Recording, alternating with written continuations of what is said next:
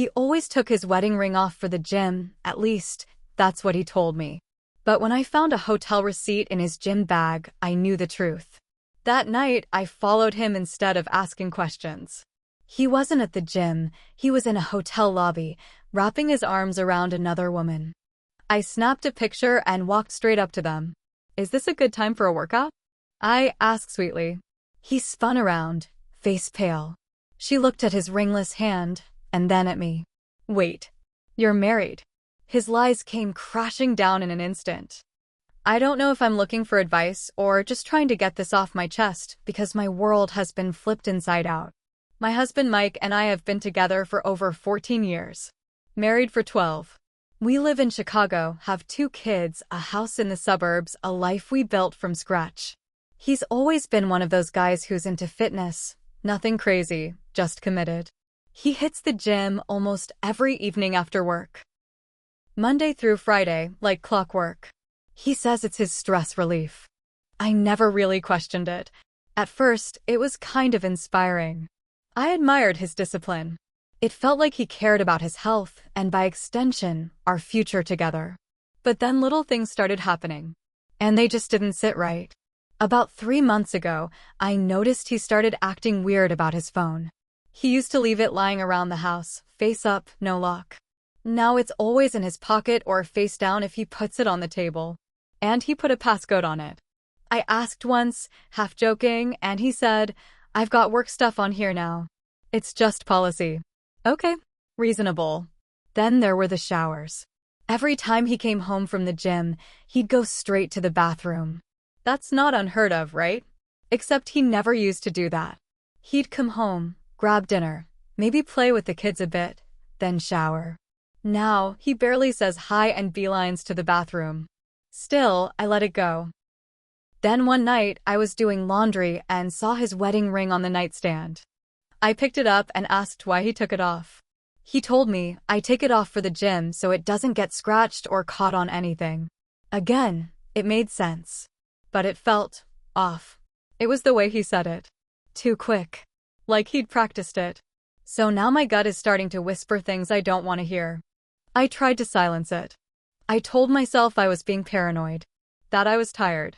That maybe I was projecting because we haven't been intimate in weeks. But the voice got louder. One night, he came home later than usual. Said the gym was packed. I was putting his gym clothes in the wash when I found a folded paper tucked into the side pocket of his gym bag.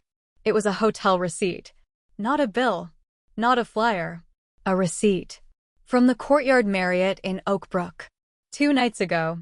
A king room. Check-in at 6:17 p.m. Check-out at 8:43 p.m. 2 hours. Right during gym time. I sat on the floor and just stared at it. My whole body went numb. I didn't cry. I didn't scream. I didn't even feel anger. Just cold. Like the blood had left my body. I thought about confronting him. I thought about calling my sister. But something told me to wait.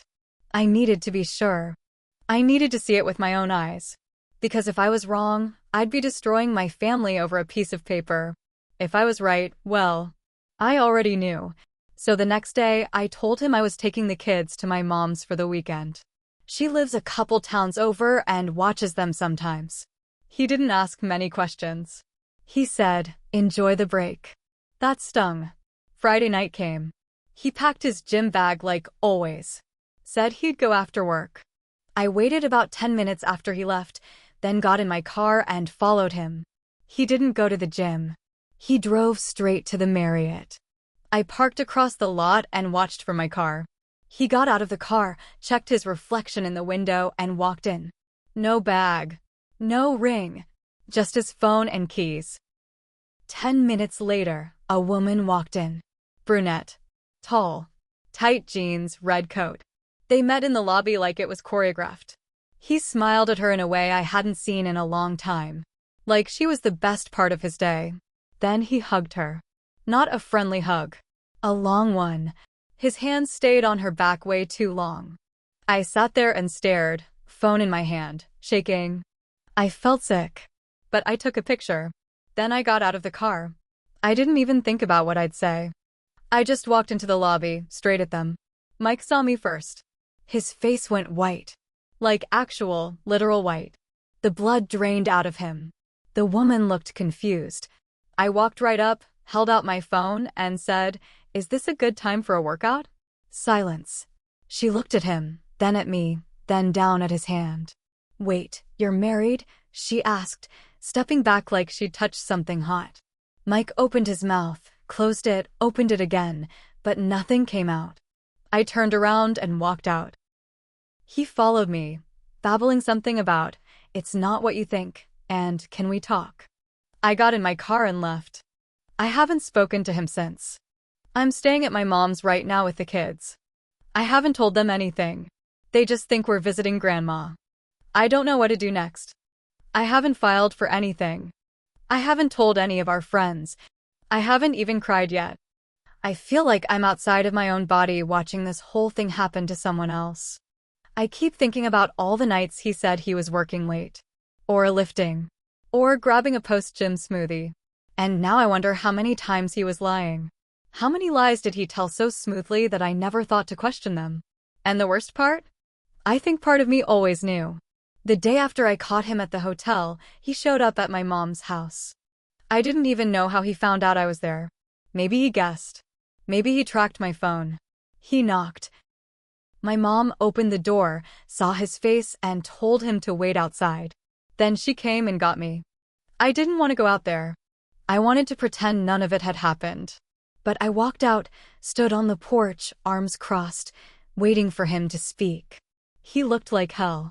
Unshaven, dark circles under his eyes, like he hadn't slept. "Can we talk?" he said. "No," I answered. "You had plenty of time to talk. You chose to lie instead." He rubbed his face like he was about to cry. "I messed up. I know I messed up. Please, just give me 5 minutes." Against every part of me screaming not to, I nodded. We sat on the bench by the porch. He didn't look at me. "She didn't know I was married," he said. "It wasn't supposed to be serious." That pissed me off more than I thought it would. "Oh, that makes it better?" I snapped. "It was just casual betrayal?" He flinched. "I ended it," he said. "Right after you left. I told her everything." She was furious. I don't blame her. I just stared at him. I didn't care about her. I cared about the fact that I didn't know who the hell he was anymore. Then came the twist I didn't see coming. "She's pregnant." It hit me like a punch to the chest. I actually gasped. "You've got to be kidding me." "She found out last week," he said. "Didn't tell me until after I ended it. I don't know if it's mine." I stood up so fast the bench rocked. "You cheated on me. Lied to me. Made a fool of me. And now you're telling me there might be a baby? With her." He stood too, hands out like he was trying to calm a wild animal. "I'm not even sure it's real. She could be lying. She's not stable. You don't know her." "Yeah, I don't. But you sure as hell do." I went back inside. Slammed the door. My mom didn't say anything. Just made me tea and let me sit in silence. That night, I got a message. Not from Mike. From her.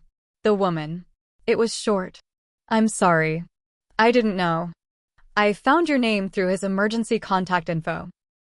If you ever want to talk, I'll tell you everything." I stared at it for a long time. I didn't reply. But I didn't delete it either. The next few days were chaos. Mike kept calling. My sister found out and wanted to come beat him with a shovel. My mom kept giving me that look, worried, but trying not to push. Then, another twist. Mike's boss called me. Apparently, Mike's been missing work. He didn't show up for 2 days in a row. They tried calling him, but no answer. He used me as his emergency contact. I didn't know what to say. I didn't even know where he was staying. I hadn't heard from him in 48 hours. That night, I finally opened the message from the woman and replied, "Did he tell you where he's been?" She answered almost instantly. "He came to see me. We fought." He left angry. I haven't heard from him since. I'm worried too. That made my stomach drop. I didn't want to care. But I did. I called his phone. Straight to voicemail. I called again. And again. Nothing. I started calling hospitals. Nothing. I told myself I was doing it for the kids, that I needed to know where their father was. That was only half true. Eventually, I found out he'd checked into a cheap motel on the south side of town. Alone. No one had seen him since the morning. I drove there. I don't know why. Maybe to scream at him. Maybe to make sure he hadn't done something stupid. He answered the door shirtless, unshaven, drunk. The room stank of beer and something else I didn't want to identify. "What are you doing here?" he mumbled. I stared at him, disgusted and heartbroken at the same time. "You look like a ghost," I said. "I feel like one." Then he slumped down and started crying. "I ruined everything," he said. "I ruined it all." I didn't say anything. Just stood there while he broke down. I didn't touch him. Didn't comfort him. But I stayed long enough to make sure he wasn't going to harm himself. Then I left. Now I'm sitting here writing this, feeling like the ground beneath me is still crumbling. I haven't decided what I'm going to do yet. I haven't told the kids. I haven't told my job. I've just been in limbo. I keep waiting for the anger to fully hit me, but it hasn't. Not yet. It's like I'm stuck in this in-between space where I don't recognize my own life anymore. And part of me is afraid that when the anger finally hits, it's going to burn everything down. A few days after I found Mike in that motel room, I stopped hearing from him again. No calls. No texts. Nothing. He'd disappeared completely. I wasn't going to chase him. I figured he was too ashamed or too far gone. I was already mentally moving toward a lawyer, figuring out finances, trying to prepare for what the future would look like on my own with the kids. Then came another message. From her again. "I need to talk to you. It's not just about the pregnancy." My first reaction? Anger. She was already part of this mess, and now she wanted to drag me in deeper? I didn't respond. Then she showed up. At my job. I work part-time at a library, quiet, predictable, safe. She walked in like she belonged there. I almost didn't recognize her out of that red coat. She looked tired, nervous. I pulled her aside immediately into the break room. "What are you doing here?" I hissed. "This is my job." "I'm sorry," she said quickly. "I know this is insane, but I'm scared." I folded my arms, ready to shut her down, but then she said something that made my blood run cold. "He told me you were dead." I blinked. "What?" "That first month, when we started seeing each other," she said. "He told me he was a widower. Said his wife died in a car accident. He even showed me a photo of your grave." I nearly threw up. "He what?" She nodded, fast, her hands shaking. "It was some fake grave. I think it was from a movie or something, I don't know." I asked why it didn't have your name, and he said he didn't want to share your real name because it was too painful. I felt like the ground dropped out from under me. He said you'd been gone for 2 years. That he was trying to move on. That he never thought he'd love again. My knees went weak. I had to sit. "I had no idea you existed," she kept going. "Not until last week. I thought I was the one he was hurting by ending things. But now I don't even know who he is." I couldn't breathe. All this time, I thought I knew what this was. I thought he was just cheating. But this wasn't an affair. This was another life. He didn't just lie to me. He built an entirely different identity. A fake story. He mourned me to another woman. I wanted to scream. I wanted to break something. Then she dropped one more bomb. "He took money from me," she said, barely above a whisper. "About 6 grand. Said he was investing it in a side business.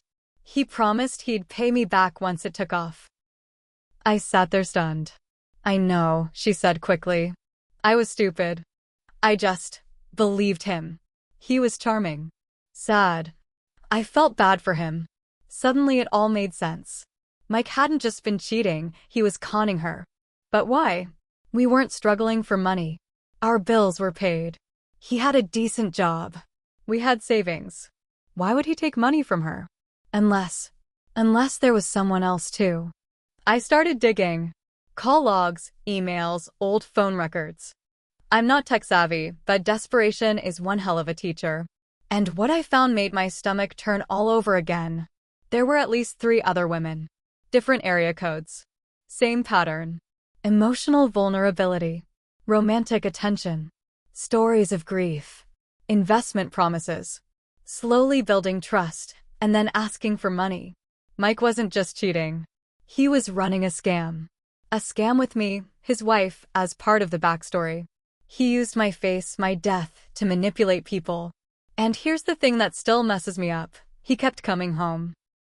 Sitting at our table, eating the meals I made, kissing our kids goodnight, all while living this twisted double or triple life. I don't know how deep it goes. I don't know how much he's stolen. I don't even know what name he's using now because his phone's off and his email is wiped. But I do know this, I'm going to the police. And I'm going to find a lawyer. This is bigger than betrayal. This is criminal. He didn't just cheat, he destroyed people's lives. I still haven't told my kids the truth. I don't know how to tell them their dad might not just be a liar, but something far worse. I didn't want to do this in front of everyone. But Mike left me no choice. I filed a police report first. Just facts, the money, the manipulation, the names and messages I found. I wasn't trying to ruin him, I was trying to protect people. Protect me. Our kids. Then I contacted the other women. Only one responded. The woman in the red coat. Her name is Dana. She told me she'd spoken to another woman from Ohio who had the exact same story. Same grave photo. Same lie about being widowed. Same money, investment, story. We decided to confront him. Together. She said he still responded to her texts, even though he'd gone dark on me. So she asked him to meet for coffee at a public place. Neutral ground. She said she wanted closure. That she forgave him. He fell for it. We picked a small cafe in River North. Busy enough to have witnesses, quiet enough to hear every word. He showed up, wearing a hoodie, jeans, sunglasses. Like a guy who knew he wasn't just cheating anymore, he was hiding. Dana sat down with him. I waited outside, watching through the glass. I gave it 5 minutes. Let him talk. Let him spin whatever story he was working on now. Then I walked in. He saw me and froze. Dana didn't flinch. What the hell is this? He asked, eyes darting between us. Mike, I started. He interrupted. Don't call me that. I blinked. Excuse me? He sighed and sat back. It's not even my real name. That hit like a slap. My name isn't Mike, he said. It never was. My legal name is Thomas. Thomas Rain. Dana stared at him. What are you talking about? I couldn't breathe. He looked between us and dropped his head into his hands. I was married before you, Sarah. Before you and the kids. And before that. I've changed my name 3 times. I've moved cities, changed jobs, everything. I never thought it would catch up to me. Dana stood. You used your dead wife to lie to me. Except she's not dead. He looked up. No, but the one before her is.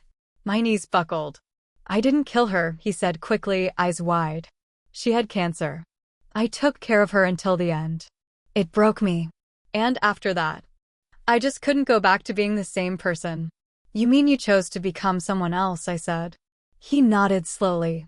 It was easier. The whole cafe had gone quiet. A few people were staring. One of the baristas looked like she was about to call someone. Dana didn't say anything else. She just walked out. I sat down across from him. He didn't look at me. You could have told me the truth, I said. I did, he said softly. Just not all at once. That made me laugh. Loud. Ugly. You married me under a fake name. Lied about everything. Stole from other women. You don't even exist. He looked up, eyes rimmed red. I do. Just not the way you wanted me to. You used my death to get sympathy, sex, and cash, I said. That's not just lying. That's sick. He didn't argue. A police officer walked into the cafe 10 minutes later. I don't know who called them. Maybe one of the customers. Maybe Dana. They took him outside. He didn't resist. He just looked relieved. Like the pretending was finally too heavy to carry. Mike, Thomas, whatever his name really is, was arrested. Fraud, identity theft, and a bunch of other things I don't fully understand. I gave my statement. So did Dana. So did the woman from Ohio. He's awaiting trial now. There are other charges surfacing. It's worse than I thought. He's been doing this for years. Our marriage? Legally invalid. The lawyer told me that last week. Our kids? Still mine. Thank God. He was their father in name only, and it turns out even that was fake. I've had to tell them that Daddy's gone and won't be coming back. I said he made some really bad choices and that they're safe. They cried. I cried harder. We're still figuring it out. My sister's been staying with me. My mom helped me get a new phone, new locks. I've been seeing a therapist. There are days I still wake up thinking it was all a nightmare. That I'll roll over and he'll be there, stretching before a gym run. That I'll hear him in the kitchen making breakfast. But he's gone. And part of me is glad. The betrayal shattered something I didn't even know could break. I don't know if I'll ever trust again. I don't know if I should. But I'm not angry anymore. Not in the way I thought I'd be. I'm just free. It's a strange kind of peace. A quiet one. The kind you only find after a storm that nearly wipes you out, but somehow you survive. I still don't know who I married. But I know who I am now. And that's something. I'm not hopeful. Not yet. Maybe someday. But I'm here. I'm standing. And for now, that's enough.